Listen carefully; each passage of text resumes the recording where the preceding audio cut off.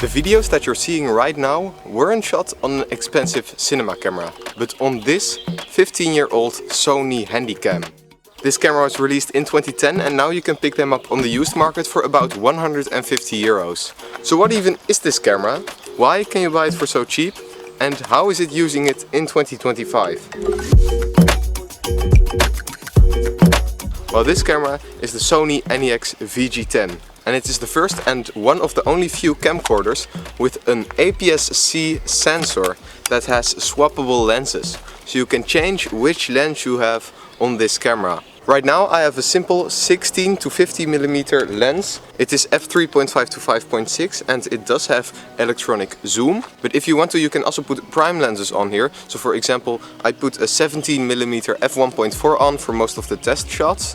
That is a TT Artisan lens that has manual focus and only costs 150 euros brand new.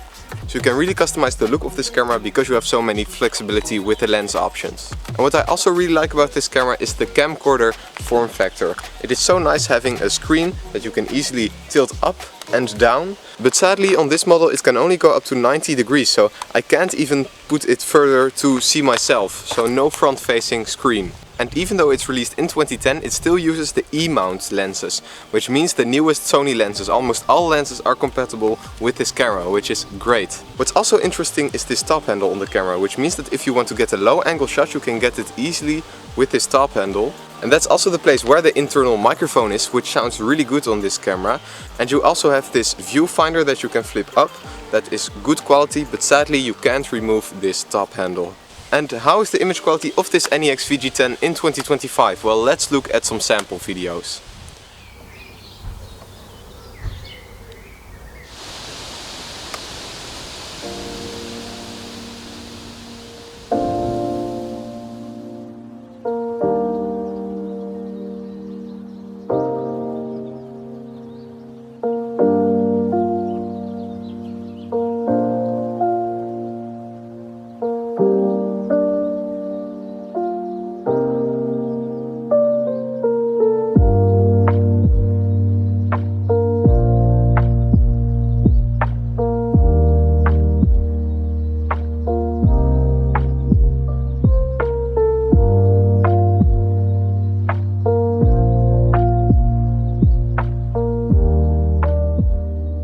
When we look at the quality of the video, you can see that it doesn't really hold up in terms of sharpness in 2025.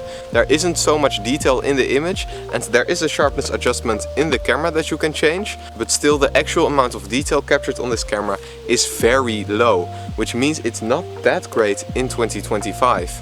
But for the price that you pay for these things, the image quality still looks pretty nice. And even though it's not the sharpest, it's still fine for YouTube. And what's also interesting is that this camera doesn't have a touchscreen. Here you have the controls to change the settings on the camera. So you have a scroll wheel to change between menu settings, and then around the scroll wheel you have arrow buttons to change things. And I absolutely love this form factor, and you also can choose between small or large batteries with this camera. And that you can get image quality that looks really nice out of a camcorder this old is still pretty impressive. And that shows that you don't need the latest camera to get good results and get creative. But that doesn't mean that this camera has no limitations, because it's already 15 years old. There is one big reason why I don't use this camera more often, and that is the microphone. The microphone has excellent audio quality. I absolutely love the microphone quality, but there's one downside to it, and that is that it picks up a lot of handling noise. So when I just move the camera around, or if I just scroll with a button or make a click, you will hear it loudly in the recordings.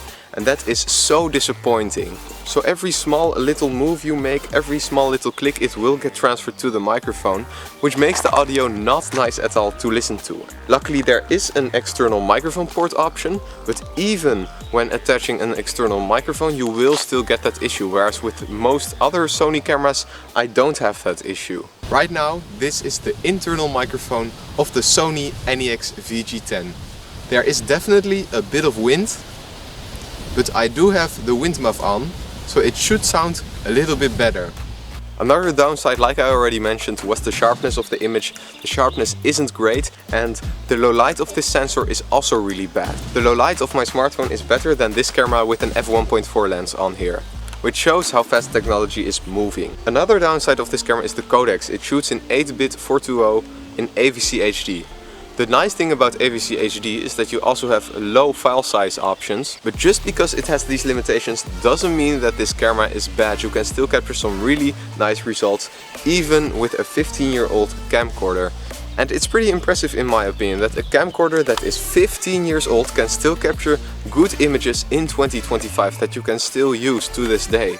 I don't recommend you to buy this camera in 2025 because it's already very outdated, but if you still have one, maybe try to use it again because it's still a very fun and interesting camera to use. And I really wish Sony made newer versions of this camera because it's so amazing having a comfortable grip that you can just hold for hours at a time, that doesn't go out of your hands, and you have a nice rotating flip screen with a good viewfinder. So it's sad that they don't make a body like this anymore. What if Sony put an FX30 sensor in a body like this? I think that would be really nice. But what do you think of the Sony NEX VG10 in 2025? Let me know in the comments down below, and thank you so much for watching.